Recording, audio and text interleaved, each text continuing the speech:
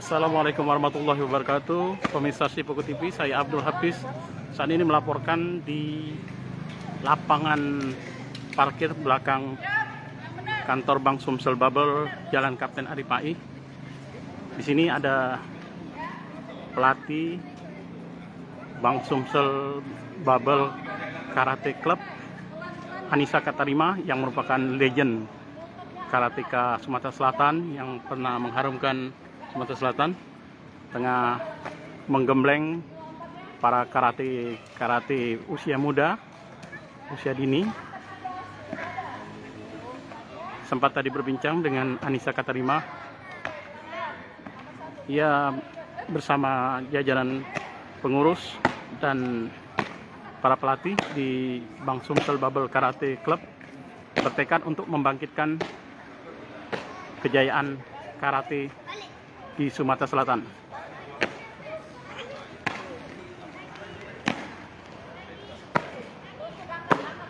Ya, terlihat ini memang karate pemula.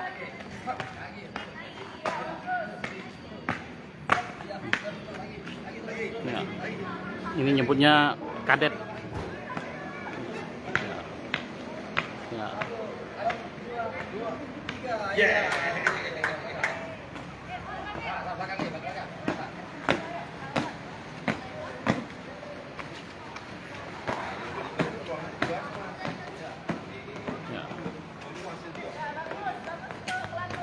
Diharapkan para karate cilik ini akan menjadi cikal bakal karate yang berprestasi untuk Sumatera Selatan.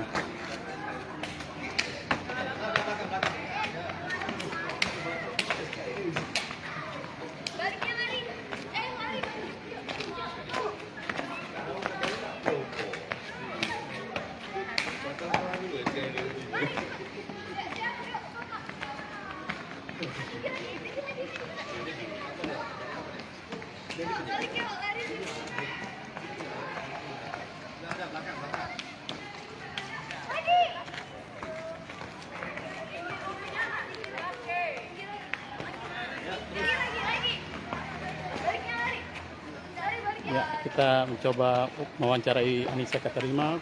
Bersama di sini ada Ketua Cabur Karate di Bank Sumsel Bubble, Pak Bambang, sama Pak Edi Agus.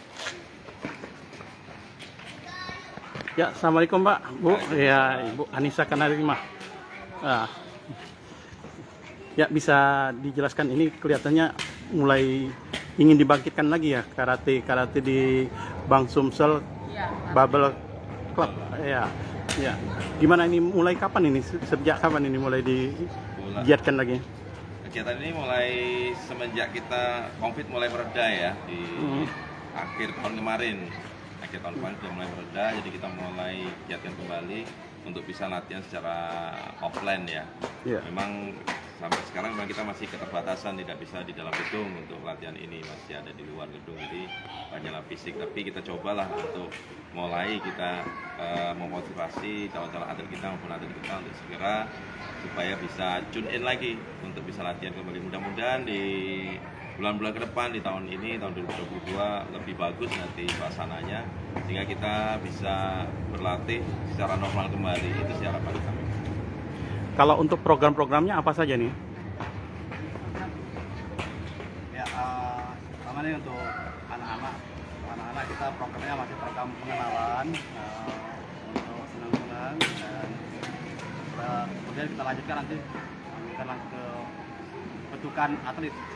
Jadi memang kita langsung sebagai ranting yang rutin mengembangkan atlet, jadi kita terus ini untuk masa depan kita untuk atlet lanjutan. Kalau untuk prestasi dari Bank Sumsel Karate Club ini apa saja nih kalau dulunya? Baik, untuk yang prestasi, terutama untuk khusus yang kejuaraan antar bank pembangunan daerah se-Indonesia, kita dari tahun 2013 mulai karate ini dipertandingkan ya di dalam Porseni BPDSI. Itu kita selalu juara umum hanya di tahun 2015 saja kita pada waktu di Jogja itu kita gagal juara umum, tapi terakhir kemarin di tahun 2017 di Bandung itu kita masih juara umum dengan 3 medali emas, jadi sapu bersih ya kemarin ya, Mbak Nisa dan saya Edi ya. Jadi itu sih prestasi terakhir terkait dengan pertandingan di ruang lingkup Bank Pembangunan Daerah seluruh Indonesia. Dan masih banyak juga sih prestasi yang lain, mungkin saya Edi bisa jelasin yang lain. Terakhir di PON Papua ya, Ya. perwakilan dari Bank Sumsel, mewakili Sumsel, dari atlet Bank Sumsel, Iya. ikut mewakili Sumsel di PON PON Papua kemarin, kemarin. tapi belum. Memang peringkat belum. berapa? Ya, satu-satunya atlet Sumsel. Ya, satu-satunya atlet karate. Atas nama Tiara. Tiara ya. Oh ya. Oke. Jadi ini Anissa sendiri kan pengen juga bertekad ya untuk membangkitkan ini. Gimana untuk memotivasinya itu Anissa?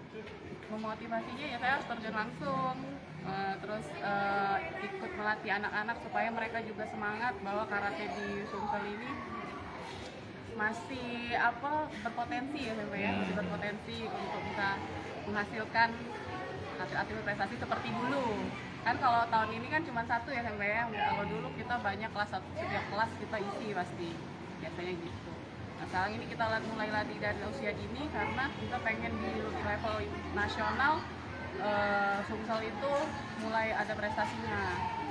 Kejuaraan junior itu juga harus sudah ada gitu. Kalau kita ini rasa optimis kita ini berapa lama untuk bisa mencetak atlet yang berprestasi dari yang usia dini ini? Tergantung anaknya juga sih, tergantung anaknya. Kalau anaknya bisa, kalau kita mau ikutin pertandingan, jadi kita ada training centernya. Ada training centernya ya, mendekati pertandingan kan. Itu kita bisa bentuk. Biasanya kita per level ya kalau karate itu ya, kita ada ujian itu per 6 bulanan ya. 6 bulan berarti kalau setiap 6 bulan kita sudah bisa sabuk hijau, itu sudah bisa kita orbitkan lah untuk bisa kita bicara di ajang pertandingan, tentunya dari yang entry level dulu ya, mungkin Kajuda dulu, kemudian antar perguruan gitu ya, di tingkat daerah bagaimana prestasinya baru nanti kita orbitkan. Tapi memang tidak bisa bim salabim nih mencetak atlet ini, memang butuh waktu ini, iya gitu ya, saya ya. Iya betul. Ini ada yang nanya ini latihannya hanya setiap hari Minggu saja apa gimana ini Pak Bambang? Oke, kalau untuk latihan sementara ini di luar, kita hari Minggu lah di sini Kapten Rifai ini di kantor kita ini ya. Tapi kita coba ya, usahakan mudah-mudahan Omikron ini sudah kelar ya, sudah selesai di bulan-bulan ini ya. Pasti kita akan tambah, biasanya kita seminggu itu 3 kali. Biasanya hari apa aja itu Pak Bambang? Kalau tempo hari kita buka di kantor itu, di indoor itu ada di hari Senin sama hari Kamis ya, Senin dan Kamis. Oke. Jadi kalau kita di sini nih perguruannya Inkai Pak ya? Ya, kita di Inkai ini Pak. Inkai Institut Karate-Do Indonesia Pak ya? Indonesia. Oh. Bisa berbagi sedikit mungkin tipsnya bagaimana untuk bisa menjadi karateka hingga bisa berprestasi ya? Yang jelas disiplin, terus latihannya jangan terus ditambah. Selain latihan di tempat latihan, juga di luar juga ditambah porsi latihannya.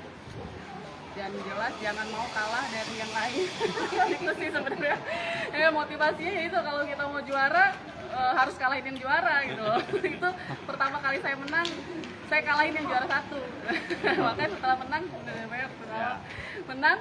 baru naik namanya. Kalau misalnya tidak ada tekad untuk mengalahkan yang juara ya susah.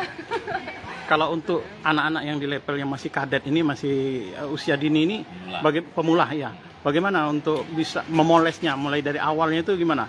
Mungkin sentuhan-sentuhannya kan agak beda ya dengan yang sudah paham, atau kan anak-anak kanak-kanak lah istilahnya usianya. Gimana nih Pak? Yang pertama tadi saya bilang bahwa mereka biar perkenalan dulu ya, senang-senang. Kemudian kita mengenalkan teknik dasarnya. Mereka harus bagus di teknik dasar dulu. Baru kemudian nanti bisa kita tambah lagi untuk teknik-teknik yang jurus ke pertandingan, kumite maupun kata. Dan mudah-mudahan kalau teknik dasar sudah bagus, insya Allah untuk teknik pertandingannya bisa lebih bagus lagi. Hai pemirsa Sri Popo TV, jangan lupa komen, like, dan subscribe, serta tonton terus berita-berita terupdate